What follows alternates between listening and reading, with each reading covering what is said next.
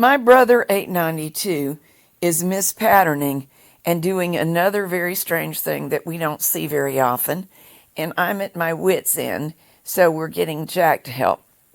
What's happening is it's knitting perfectly in stockinette, but when we engage KC, there's random mispatterning. It's not an even repeat of an error across the bed, so it's probably not a card reader or a needle error. And in addition to that, some of the needles stay in a hiked up, elevated position after the row has passed and then gradually click down into place. I think you may have just seen one do it. Let me tell you a little bit about the history of this machine. I bought it not needing another standard gauge machine because I already had one. But mine was a Singer Studio machine, and Jack was working on a lot of garter carriages at the time, and we really wanted to do more than bench test them. So we specifically went looking for an affordable brush. A very trustworthy and skillful fellow knitter found one for me. It was a girl that she met at a knitting club, I think, who had it for sale, only wanted a very fair price, and my friend said it was in superior condition, and so I believed her and I bought it, and she was absolutely right. No complaints. It's been excellent. It came home. I checked it out. It was a real winner. We tested garter carriages on it and tested garter carriages on it, so we have nothing to complain about. Then, of course, I fell in love with it, and it became a main standard gauge machine for my use, so it got even more use than it was expected to. Stories like these are a dime a dozen in the machine knitting world, and I bring it up because it illustrates that we don't really know everything our machines have been through. I know I've knitted on a tremendous amount, but I don't really know how much it was used before, how it was cleaned, if it was cleaned, where it was stored, etc., etc., etc. So when we go into one, we're never quite sure what we might come across. So while we try to solve this problem, we're going to go through the troubleshooting that we normally do with you in case any of the rest of you run into it.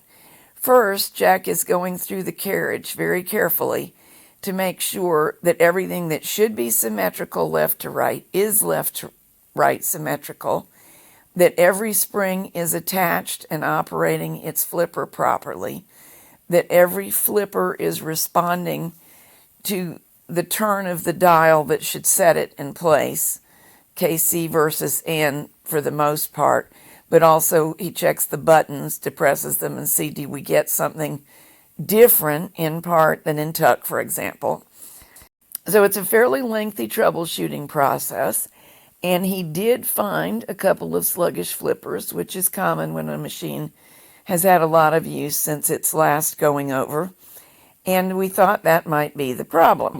So having done all this, we gave it another try, and oh whoa, we are not getting any better of results than before.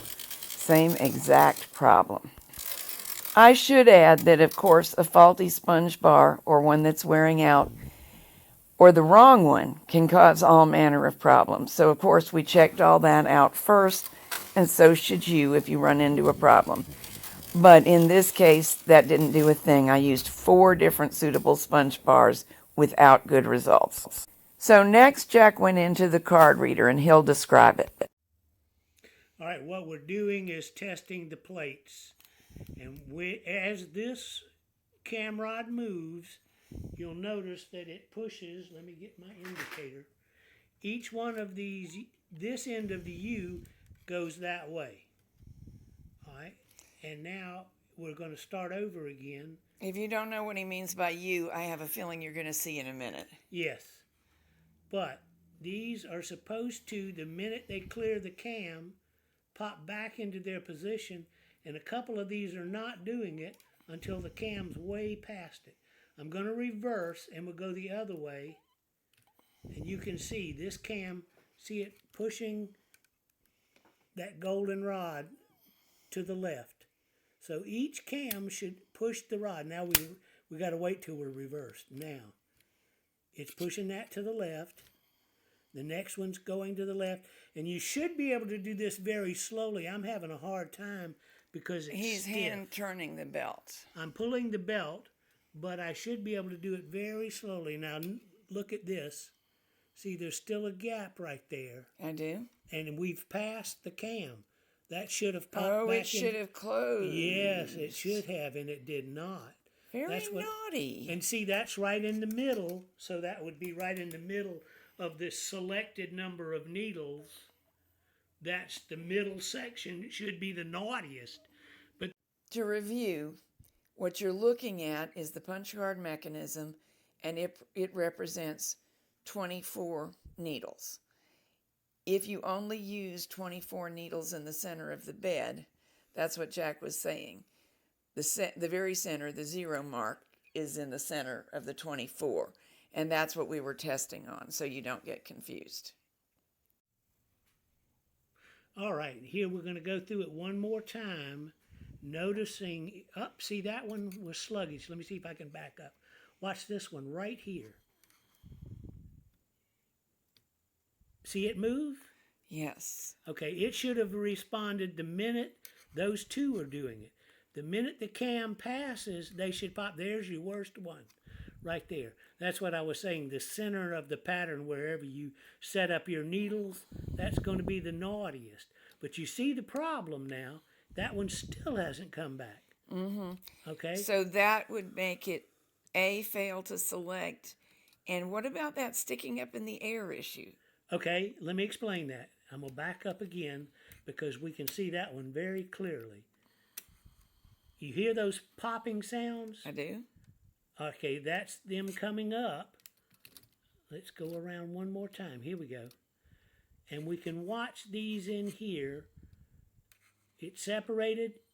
The cam has passed it. It's still over. It's not popping back. All right, here's what happens when those move. It's still not back. I know. That center one. Boy, I you know. are a It's slowpoke. naughty. All right, here's what happens when, here, look, there's another one. And this is in the pattern we were using in the center of the bed. I was trying to pay attention to which needles were misbehaving. All right, here's how this works. I'll try to do it right here. Here's a needle in working position. When these cams move those rods, it pushes the needle down when you go across it with the carriage. The rod catches it and holds it down.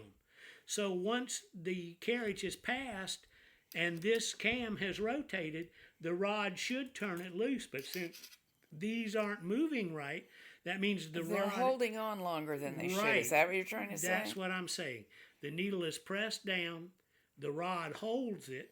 That's what the patterning is doing. Well, this explains why stockinette has given no flaws whatsoever. Exactly. Because we're not engaging these. We're not using... If you've watched our other videos, you may have heard me call these the staples. Is that right? Yes, you do. Okay. Just so if you got used to hearing that, there's really a proper name.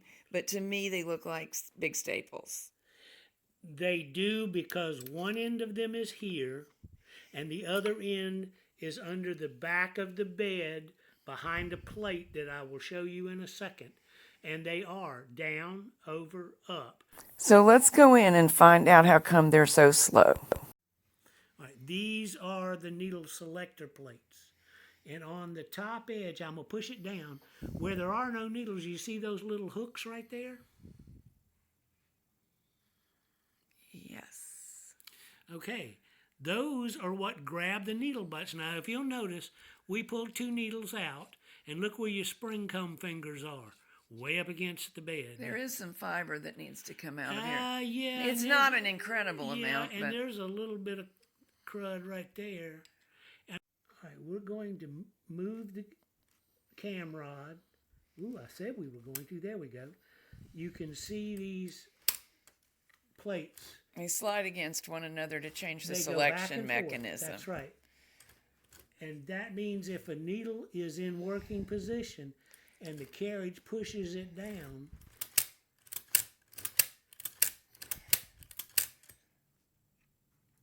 that they catch it.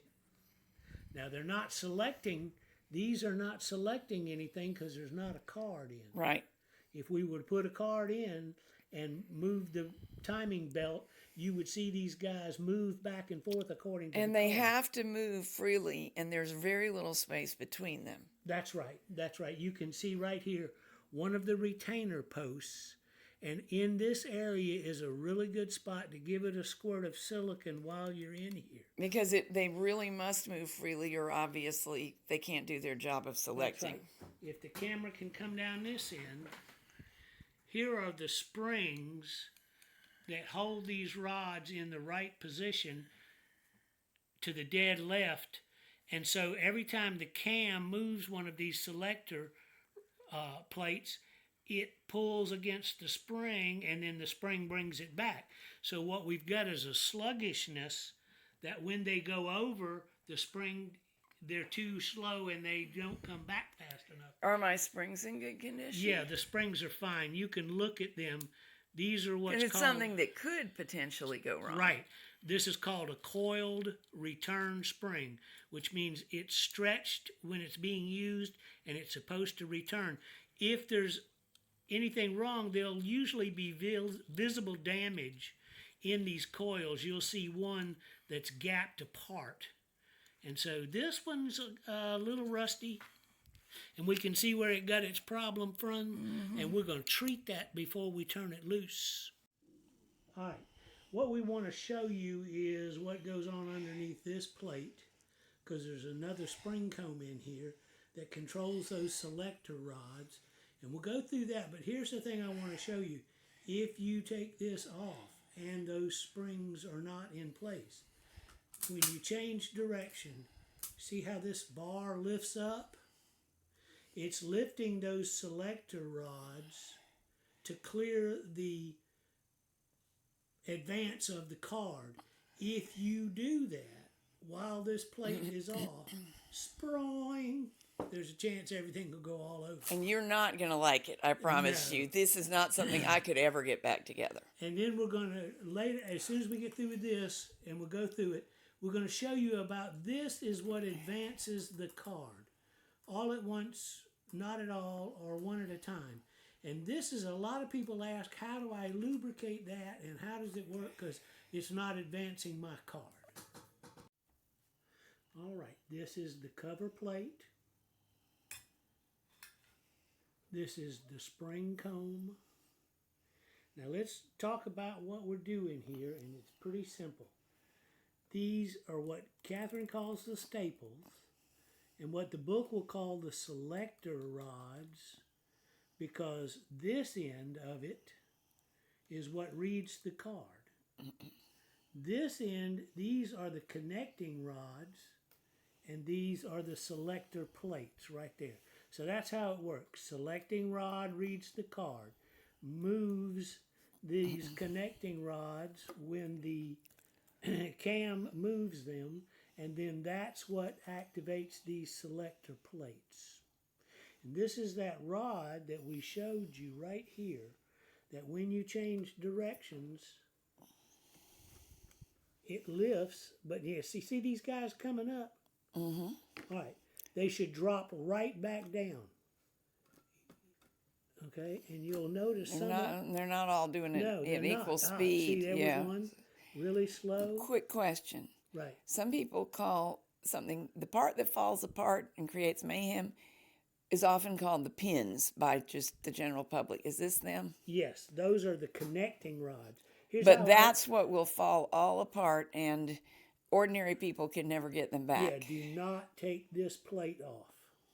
See, this plate has a butt on it right here that keeps these connecting rods in place. And if you pull that off, you notice it's on the outside of the selector plates. So selector plates, connecting rods, selector pins. That's how you remember it. The pins, the rods, the plates. But if you pull this cover off, all these 12 pins are going to hit the ground, top and bottom, and I had to make a jig to get them back in. And it took him half the day, and most people just can't ever do it. Right. But here's what we're looking at, is these guys should drop right back down. They're not doing it. they're not moving back into their position like they should. So here's where we need our lubrication, is right in here. You're right, I don't see much actual dirt or debris. No. But see, when these move, they're supposed to go back, and they're not going back. They are eventually, but Yeah, not and with the when they pep. look, They and look, you can see the oil that's on there. But see, anything you put in here, gravity is going to take it out. That's why my suggestion is a good heavy dose of the spray silicone, because you can spray it from the top. We'll show you that when we go back out. All right, we just gave him a super dose of the food grade silicone. Look at the difference. Wow. Nobody's even rising up, and they're all rippling and popping back into place like they're supposed to. Wow. So, what we'll do while we're in here is we'll go ahead and lubricate these selector plates like we said. Catherine has to get away. This silicone Makes me sneeze. Yeah, it really gives her a hard time. And it's the propellant, it is not the silicone. And then we'll go into this card advance.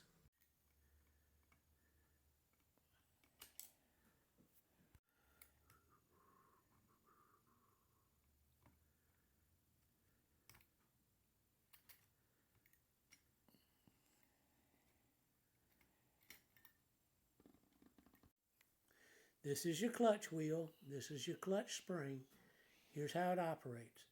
Comes around, and when this tang gets to that plate is when it quits operating any of these and just runs in the same direction. Here we go. Okay, we're changing direction, and that's when this tang moves. It's the little pink thing that you see. But we have seen, I guess this must get bent. Right. And it allows the stop to slide under it. Right. It goes right underneath there if this is up too far.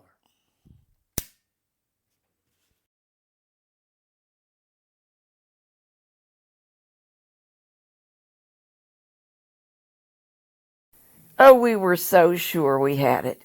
But look at what the testing is showing. We are still having problems with wrong needle selection and needles staying in an elevated position. Right here where you can see all this crud, if you'll notice, it gets a lot cleaner on this side. But now the spring comb is up out of the way, and all the way through here is a lot of corrosion that doesn't wash out with the spray. And what I'm thinking is it's slowing the needles down enough that they're staying hooked into the selector plates right underneath here after they've been selected. They're always pushed down when the carriage goes across. But they should pop back to normal position. But these selector plates, we've lubricated them, and they seem to be working just fine, but I think the needles are not going back up because of this corrosion in the needle track. So we need to find a way to clean that off. I'm working on it right now. Here you're looking at the underside of the bed. It's outside of its case, and Jack is scrubbing at the discoloration and roughness that he discovered with a recycled toothbrush. And it is coming off, so it probably isn't corrosion. Although if there was corrosion in a place like that, and it could happen if a machine was stored without much regard for its use, it would certainly tend to cause a similar problem, I think. Right, this just seems to be some sticky stuff. And it doesn't need to be there. No, because like I say, the needles rely on a fast action to the movement of the carriage. And that's what we've seen is a slowed down response time, and they haven't got room for that. I know you guys knit like the wind. We try to be moderate. All right, this is a very good view of the selector plates you can see with the needles gone. And these are their little hooked ends that catch the needle butt when it's depressed by the carriage. And so one of the problems that we're seeing here is that they're not turning loose in time for the needles to pop back up. We think it's a sluggishness of the needle. We've had some questions about the spring comb that opposes the sponge bar. And here it is appearing right here. Yes, and if you'll notice right here this is the butt of that spring comb. So you can see that in order to get it out, this bar has to be removed, and actually this is part of the gate peg assembly on this machine. So in order to change this spring comb, you also have to change this gate peg assembly bar at the same time. Yeah, we've done it, and it's not a nightmare, but it is also very rare that it's necessary. So this information is not something you should jump on and go swapping your spring combs. Mostly you don't need to, and it's trouble that you don't need to get into. Don't ask for it. The area that we were most concerned about is looking much better and shinier now, but you can see some fibers clinging to the underside. So while we are in here this far, it seems to be the best moment to clean off absolutely everything that we can see, and a good time to use LPS food grade silicone to lubricate the things that are hard to reach from the outside. Here you see me washing off the other solutions we've used with the LPS1. To remind you, the LPS1 foams, and it is more cleansing than the silicone, but the silicone cleans a little and is more lubricating. They both do both to some extent. One of the things that we did while we were in here, anybody can do. You've got a rat tail brush. We all do. And besides being useful in the sponge bar channel, I ran it through everywhere that it had a clear, safe pathway to pass. It gets out fibers that are stuck better than almost anything. And I got out quite a few. While scrubbing with the brass brush, I noticed that the spring comb assembly was shifting slightly back and forth.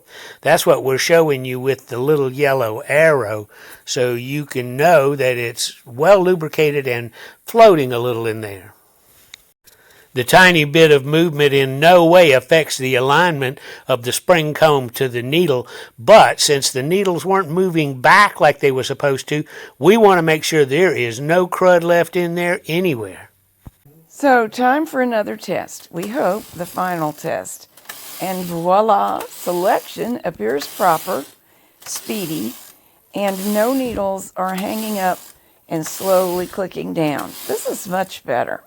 Of course, we want to know if it actually knits with yarn, and it does. This is tuck stitch, which I tried first because it tends to be the most challenging of the patterning stitches in terms of misbehavior, and it's behaving very nicely. And finally, let's try Fair Isle, and that is doing well too. So I think we have finally found and dealt with the issue. Oh, joy. Here's the right side of the Fair Isle, and this is what it looks like if you lock it on a single row of the basic 1x1 card, vertical stripes. I do love this machine, and I'm so glad to get it back to work. If you've been having a similar problem, I hope this experience will help you work through it too.